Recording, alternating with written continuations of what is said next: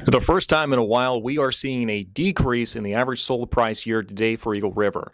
Is this a sign that we are heading towards really bad times here? Are we seeing a sign of a big market upset? Do you need to start making big changes to your entire future based off of this information? My name is Jamin Goecker. I'm a realtor in South Central Alaska, and my mission is to help you to build an intentional and significant legacy for yourself and your family by coaching you in real estate. And today, we're going to be really taking a deep dive into the latest market update we have for Eagle River, and really peeling back some of the layers and making sure that we really put this in plain English for you so you can make the best decision for yourself moving forward. Before we get started, as always, give this video a like, subscribe if this video is bringing you content that is useful for you. And without further ado, let's go ahead and jump into the market update. Now, the first thing that we're seeing in Eagle River, inventory remains pretty dadgum low. So the number of properties available this time last year was 35. Now it's 31. So not a huge drop. That is a decrease, though, especially when you consider usually around this time of year, you'd expect to see about 80, 90, 100 homes on the market. So it's pretty small. The next thing that we're seeing, and this is going to be significant, we'll come back to it later, is the number of properties that sold in Eagle River for the entire month of January. This time last year was 31, and this year it's 19. So I mean, in the grand scheme of things, not a huge difference proportionally. That's being cut down by just about a third. All right, now the graph that I know everybody actually tuned in to look at. So what we're seeing is year to date, the average sold price was about $468,000. This year to date, is about $450,000, which is approximately a 3.5–4% decrease in the year-to-date's average sold price. So this is going to send a lot of people running for the hills, scared that we're hitting a big market collapse. The bubble has finally popped. This is the end of the world. Is that actually what we're seeing, though? Let's dive into some of the numbers a little bit more and see if we can get some more details and some more nuance into the data that we're seeing. So the first thing that I want to point out is the sample size of the pool that we're drawing from right now is not particularly large. Like we said, we're down by about a third from the year before for the number of properties that have actually sold. And that's actually, even the year before was really small because, usually we're going to be selling about double or sometimes, not triple, but probably about double from what we usually see, and selling only 19 homes, that's a really small sample size. So the possibility to see a lot of fluctuating in the data is actually really high. This is why if you're trying to do a sample size, a study, let's say you're studying 100,000 people, getting a room full of 10 people, and just saying, oh, this is a representative sample. And it's like, is that really? It's kind of the same theory here. So that's the first thing that I would say when we have a smaller sample size, we would expect to see some more volatility there. Second off, just looking year to date is going to count everything up to the current day. Okay, so that's looking all the way up to, as of the recording of this video, February 3rd. For all we know, we had a lot of properties that sold this time, on this day last year that didn't sell this year just because some of the weekends are set up differently. And, that can make a big difference because usually properties aren't going to be posted as sold on the weekend. Posted as being sold on usually Thursdays, Fridays, not necessarily, but those are usually the days. So that can definitely throw it off too. Another thing to keep in mind, once we look at just the completed month's worth of data, we see that the average sold price actually increased from about $444,000 to $458,000 for the entire month of January. Compare side by side. So wait a minute, why are we seeing an increase for the month over month, whereas on the year to date we see that decrease? Well, like I said, it's a timing issue. Like what we said, it's a smaller sample size, and so some of the other variables might have a bigger impact. Well, what variables are those? I'm glad you asked. So one of the biggest is going to be the size of the properties. So let me just read this off for you. The average size of the properties that sold in Eagle River this time last year was about 2,254 square feet. This year, it is 2,216 feet. So that's approximately a 40 or 50 square foot difference, which doesn't sound like a lot, but it sure does when you look at the fact that the average sold price per square foot actually increased from about $204 to $215 per square foot. And once that happens, you can definitely see how it starts balancing out a little bit, and those variables start to make more sense. I'm looking more at the price per square foot, which is actually increasing as we're moving forward. And that might be a better gauge at the moment as to what's actually going on in home values, more so than looking at the average for a really small sample size. So, we don't know for sure what's going to happen with market moving forward.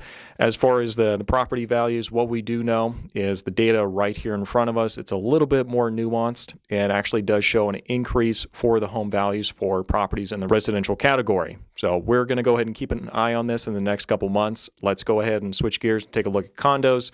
We'll give you a little bit more of a wrap up and talk about what this means for you as a buyer, seller, or investor at the end of the video. Now, condos are not a particularly large sample of the entire Eagle River market. I'm not going to spend nearly as much time on this for that reason. But what we see is that this time last year, there were 5 condos available for purchase. Now, 1. That's the total number of condos that were available in Eagle River. Additionally, we see that the number of condos that sold was 3 this time last year. Now it's 2. Again, not a huge sample size to begin with, but a decrease nonetheless.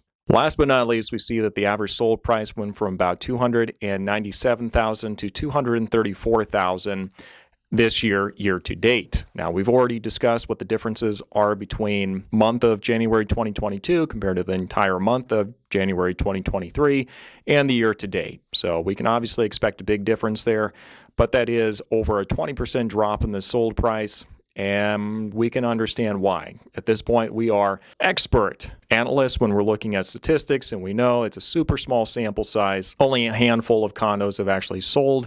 Obviously, that is the pinnacle of volatility when we're trying to compare apples to apples here from a statistical side. Larger sample size would give us a much better idea, but we don't really have that in front of us. I bet anything we pull back some of the layers and look at the sold price per square foot and the size of the condos, you probably could explain a lot of the decrease in the average sold price based off of that. Now, before we jump into the multifamily sector, just wanted to take a quick break here. If you guys are seeing market updates on this channel from people other than me, the reason you're seeing that is because they are a part of what's called the Trailblazer Project, and that is where I'm actually incorporating other agents, other colleagues across the entire state to bring you the market updates for what's going on in markets all over the state, looking at Fairbanks, looking at Kenai, looking at Homer, looking at Kodiak, and looking in the southeast area around Juneau.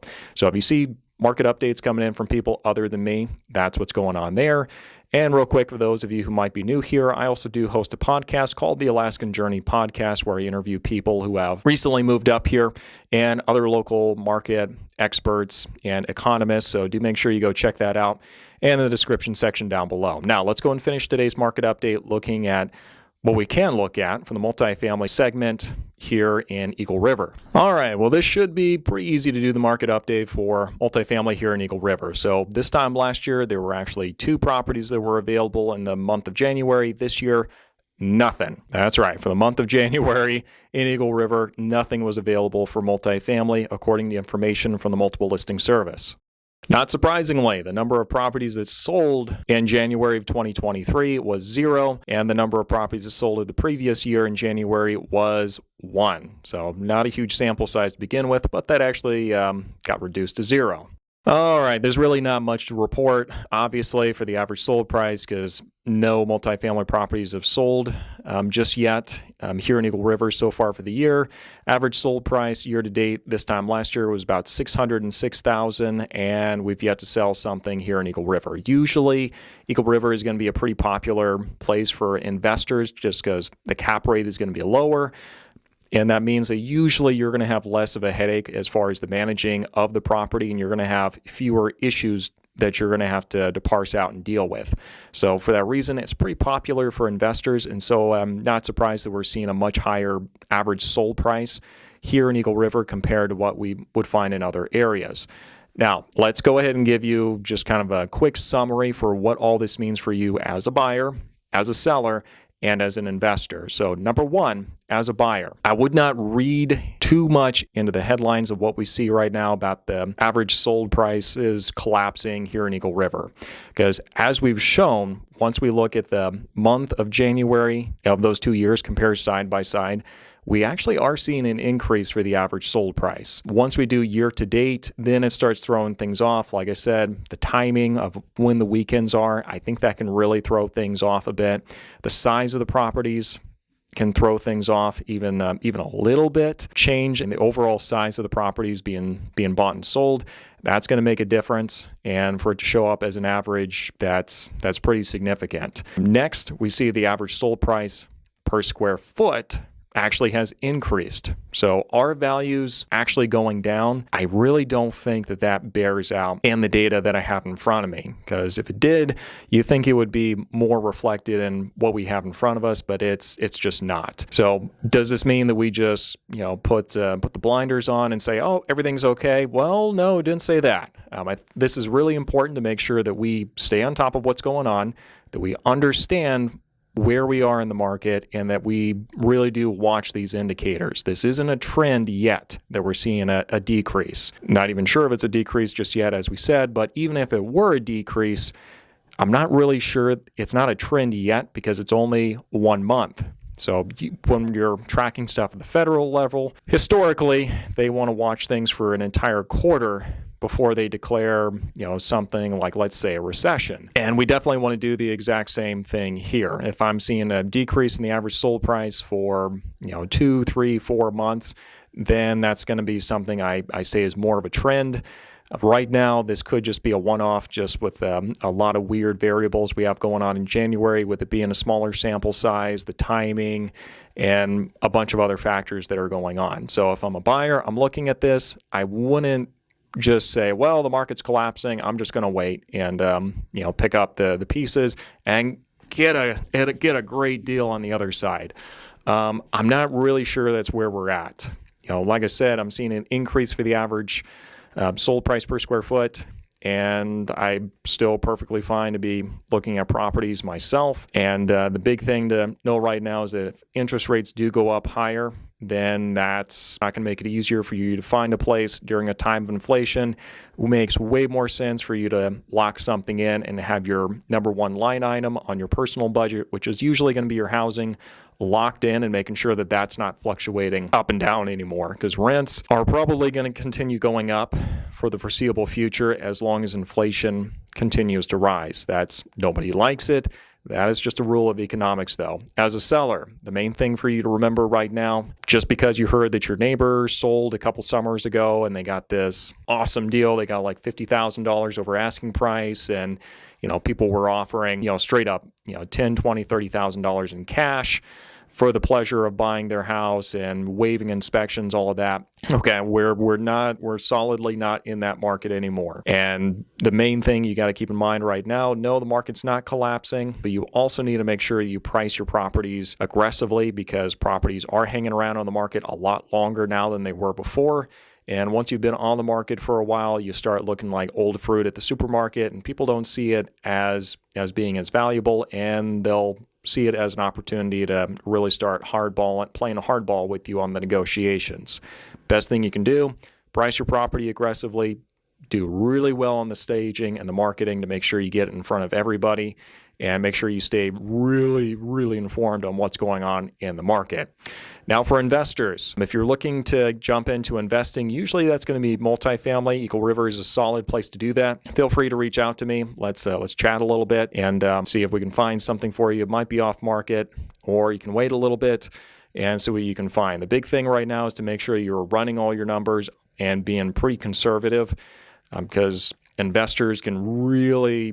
Unfortunately, investors don't really factor in any kind of risk when they're running their calculations, and they only see upside. And that's fine. They're folks that really have a really high risk tolerance. And unfortunately, that does not mean that you can't lose your shirt, even in a good market, if you're too willing to take risks. So make sure you're being conservative with the numbers and make sure that you set yourself up for success. Feel free to reach out to me. So for those of you who are investors, best thing I can say right now, run your numbers very conservatively. Make sure that you are factoring in any kind of risks that might be associated. I'm not expecting to see this market collapse anytime soon, and you should still be running your stuff pretty conservatively because while I'm not seeing a collapse, I still don't 100% know for sure what's going to happen moving forward. So make sure you're being conservative on your numbers.